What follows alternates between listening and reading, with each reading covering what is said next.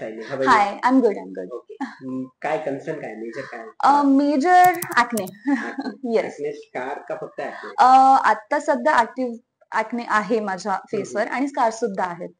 हा कधी प्रॉब्लेम नव्हता मला, पण अचानक आता ऑब्व्हियसली मेकअप आणि डेली रुटीन, झोप नाही वगैरे, सो आणि खाणं ऑब्व्हियसली. ऍक्ने आणि ऍक्ने मार्क्स पण या असतात. हो मी त्याच्याबद्दल डिटेल सांगतो. ओके आधी मी हिस्ट्री घेतो आणि अकॉर्डिंगली आय गाईड यू. चालेल. ओके. तर पहिले बेसिकली काय होतं की हे जे ऍक्ने आणि ऍक्ने होतो कसा, so I will explain you की ऍक्ने होण्याचं कारण काय काय असतं.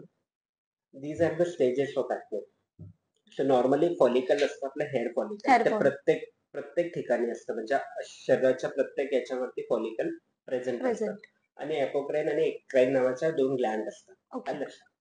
त्याच्यानंतर सगळ्यात आधी जे होतं ते म्हणजे ब्लॅक हेड, म्हणजे ओपन कॉमेडोन्स म्हणतो आपण त्याला. ब्लॅक हेड दिसायला लागतो कधी कधी आपल्या आजूबाजूला, व्हाईट हेड ब्लॅक हेड दिसायला लागतात. सो नंतर तो व्हाईट हेड मध्ये कन्वर्ट होतो, क्लोज कॅमेडन्स होतो. त्याच्यानंतर पॅपुल फॉर्मेशन होतं, त्याच्यानंतर पच्चुल होतं आणि नोडल सेस फॉर्मेशन होतं. नोडल सेस हे मोठ्या प्रमाणात ऍक्ने म्हणतो, म्हणजे जे आपल्याला लागतात हातांना. So these are the acne cycle. Basically acne होण्याचे प्रामुख्याने नॉर्मल भाषेत जर सांगायचं झालं तर काही कारण आहेत. सगळ्यात पहिलं महत्वाचं म्हणजे हार्मोन आहे. दुसरं, कधी कधी स्ट्रेसमुळे ऍक्ने ट्रिगर होतात. डॅन्ड्रफ आणि स्ट्रेस हे दोघं ट्रिगर फॅक्टर आहेत, याच्यामुळे ऍक्ने ट्रिगर होतात. आणि सगळ्यात महत्वाचं, तू आता इंस्टाग्राम वगैरे वरती ऐकत असेल रेटिनॉल वगैरे, रेटिनॉइड डेरिव्हेटिव्ह. तर व्हिटॅमिन ए हा रेटिनॉइड डेरिव्हेटिव्ह आहे. तर व्हिटॅमिन ए च्या डेफिशियन्सीमुळे पण ऍक्ने व्हायला लागतात. मग vitamin A, D, K deficiency असेल तर आपल्याला ऍक्ने व्हायला लागतात.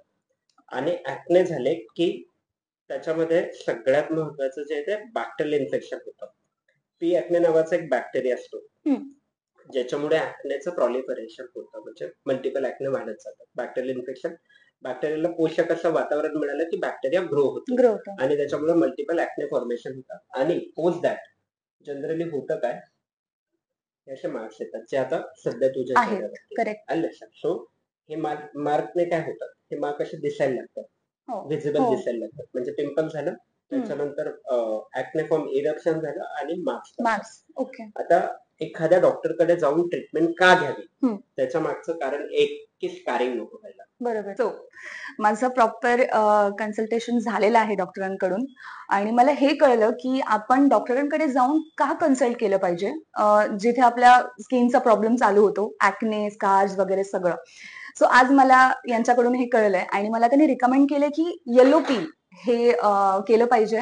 सो येस, ओव्हरऑल सगळं डिस्कशन, एक्सप्लेनेशन त्यांनी मला दिलेलं आहे करून, आणि मी येलो पील करायला जात आहे. आपण थोड्या वेळानंतर भेटूया. Okay, bye.